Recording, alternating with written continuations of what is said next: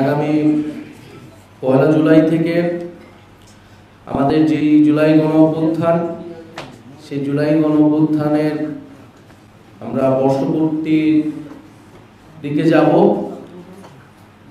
1 জুলাই 2024 সালে বৈষম্য বিরোধী ছাত্র আন্দোলনের ব্যানারে কোটা সংস্কার দাবিতে এই আন্দোলন শুরু হয়েছিল, যা পরবর্তীতে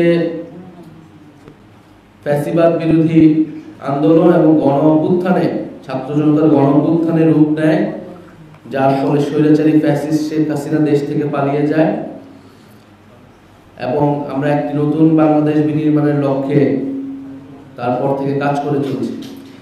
দেখতে দেখতে 1 বছর আসলে পার হয়ে গিয়েছে।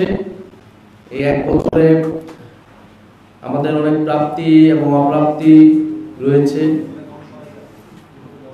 কিন্তু সবকিছুর ঊর্ধ্বে গিয়ে আমরা মনে করি যে এই যে জুলাই গণঅভ্যুত্থান বাংলাদেশের ইতিহাসে, এমনকি পৃথিবীর ইতিহাসও এক অনন্য ঘটনা হিসেবে উল্লেখ হয়ে থাকবে। হাজারো মানুষের জীবনদান, হাজারো হাজারো মানুষের অঙ্গহানি এবং এত রক্তপাত এবং আত্মত্যাগের মধ্য দিয়ে আমরা বাংলাদেশের ছাত্র জনতা একটি মুক্তি লাভ করেছিল এবং একটি নতুন সম্ভাবনার জন্ম নিয়েছিল। ফলে সেই জুলাই আগস্ট যে সেই 36 দিন, সেই 36 দিনকে সম্মানের সাথে, প্রত্যয়ের সাথে স্মরণ করাটা আমাদের সকলেরই নৈতিক এবং রাজনৈতিক দায়িত্ব। জাতীয় নাগরিক পার্টি এনসিপি জুলাই গণঅভ্যুত্থান থেকে গড়ে ওঠা দল হিসেবে তাদের উপর এই দায়িত্ব আরো অনেক বেশি বর্তায়।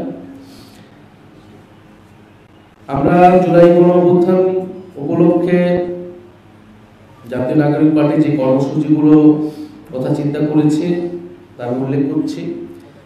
আমাদের 1 জুলাই থেকে 30 জুলাই পর্যন্ত আমাদের সারা বাংলাদেশ ব্যাপী আমাদের 64টা জেলায় জুলাই পদযাত্রা হবে। আমরা এই পদযাত্রার নাম দিয়েছি দেশ গড়তে জুলাই পদযাত্রা।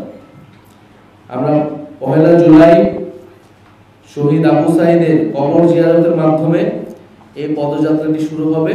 এটি ক্রমান্বয়ে বাংলাদেশের 64টি জেলা প্রদক্ষিণ করবে। আমরা 64টি জেলায় যাব, আমরা শহীদ পরিবারদের কাছে যাব, শহীদের কবর জিয়ারত করব, আহত যোদ্ধাদের সাথে কথা বলবো এবং অভ্যুত্থানকারী এবং বাংলাদেশের সাধারণ ছাত্র জনতা যারা রয়েছেন তাদের সাথে কথা বলবো। তাদের যে আকাঙ্ক্ষা ছিল জুলাই নিয়ে, সেই আকাঙ্ক্ষার কথা আমরা শুনবো। ফলে মানুষের কাছে যেতে এবং জুলাইকে মানুষের কাছে গিয়ে সাধারণ মানুষের সাথে মিলে স্মরণ করতেই এই কর্মসূচিটি। আমি আবারও বলছি, আমরা 1 জুলাই থেকে 30 জুলাই পর্যন্ত জাতীয় নাগরিক পার্টি এবং আমাদের অভ্যুত্থানের যে নেতৃবৃন্দ সকলেই একসাথে এই পদযাত্রাটি শুরু করবে এবং সারা দেশ প্রদক্ষিণ করে ঢাকায় ফিরবে। ফলে আমরা এই জুলাই গণঅভ্যুত্থানের পরে যে আকাঙ্ক্ষা নিয়ে আমরা বলেছিলাম নতুন বাংলাদেশ, বাংলাদেশ 2.0, আমরা মনে করি সেই বাংলাদেশ বিনির্মাণের কাজ, রাষ্ট্র পুনর্গঠনের কাজটি এখনো চলমান। ফলে সেই দেশ গড়ার লক্ষ্যে দেশ গড়তে জুলাই পদযাত্রা, এটি আমাদের ট্যাগলাইন। এর মধ্যে আমরা 16 জুলাই যেদিন শহীদ আবু সাঈদ শহীদ হন, এই জুলাই গণঅভ্যুত্থানের প্রথম শহীদ, এবং তার শহীদ হওয়ার মধ্য দিয়েই আমাদের যে জুলাই গণঅভ্যুত্থান শহীদের যে মিছিল, সেই মিছিলটি আসলে শুরু হয়েছে। ফলে সেই দিনকে আমরা বৈষম্য বিরোধী শহীদ দিবস হিসেবে পালন করব এবং সারা দেশে শহীদদের জন্য দোয়া মাহফিল এবং স্মরণ সভা অনুষ্ঠিত হবে। বৈষম্য বিরোধী শহীদ দিবস 16 জুলাই। আমরা 3রা আগস্ট, আপনারা জানেন 3রা আগস্ট শহীদ মিনারে ফ্যাসিবাদ বিরোধী 1 দফা দিবস ঘোষণা হয়েছিল। আমরা এই বছর 3রা আগস্ট শহীদ মিনারে ছাত্র জনতার জুলাই ঘোষণাপত্র ইস্তেহার পাঠ কর্মসূচি অনুষ্ঠিত হবে। আপনারা জানেন যে জুলাই ঘোষণাপত্র যেটি সরকারের দেওয়ার কথা ছিল, আওয়ামী লীগ নিষিদ্ধের আন্দোলনের প্রেক্ষিতে 30 কার্য দিবস বলা হয়েছিল, সেই 30 কার্য দিবস পার হয়ে গিয়েছে, কিন্তু সরকার কোনো ধরনের উদ্যোগ আমরা দেখিনি।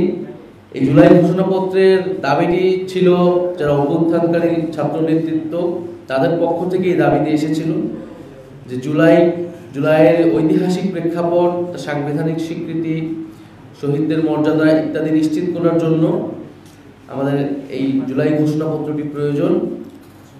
ফলে সরকার যেহেতু এটা তখন বলেছিল সকলের সাথে আলোচনা করে ঐক্যমত্যের মাধ্যমে এটি দিবেন, পরে আওয়ামী লীগ নিষিদ্ধের আন্দোলনের সময় এটি পুনরায় সরকারের প্রতিশ্রুতি দেয়, সেই প্রতিশ্রুতি সরকার রক্ষা করতে পারেনি। ফলে আমরা মনে করি যে অভ্যুত্থান ছাত্র জনতা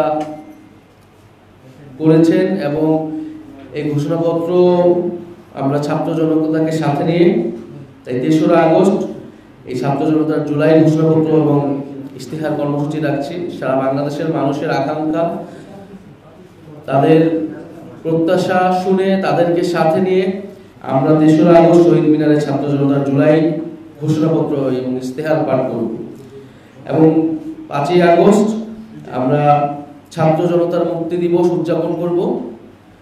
5ই আগস্ট আমরা জানি যে শেখ হাসিনা পলায়নের মাধ্যমে এই গণ-অভ্যুত্থান একটা প্রাথমিক বিজয় অর্জন করেছিল এবং বাংলাদেশের মানুষ নতুন করে স্বাধীনতা এবং মুক্তি লাভ করেছিল। ফলে সেই মুক্তি উদযাপনে আমরা 5ই আগস্ট ছাত্র জনতার মুক্তি দিবস উদযাপন করব।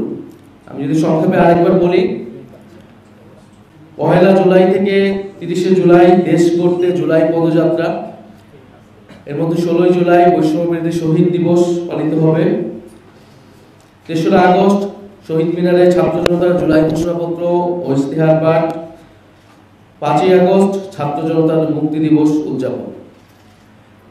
এবং আমাদের এই জুলাই পদযাত্রা বাস্তবায়ন কমিটি গঠিত হয়েছে, যে কমিটির যারা পুরো এই পদযাত্রাটি বা এই পুরো জুলাই মাসের কর্মসূচিটি যারা তত্ত্বাবধান করবেন, বাস্তবায়ন করতে কাজ করবেন, এনসিপির পক্ষ থেকে জুলাই পদযাত্রা বাস্তবায়ন কমিটির আহ্বায়ক হিসেবে দায়িত্ব পালন করবেন আমাদের জাতীয় নাগরিক পার্টির উত্তরাঞ্চলের মুখ্য সংগঠক সার্জিস আলম এবং সদস্য সচিব হিসেবে দায়িত্ব পালন করবেন জাতীয় নাগরিক পার্টি এনসিপির যুগ্ম আহ্বায়ক অনিক রাজ।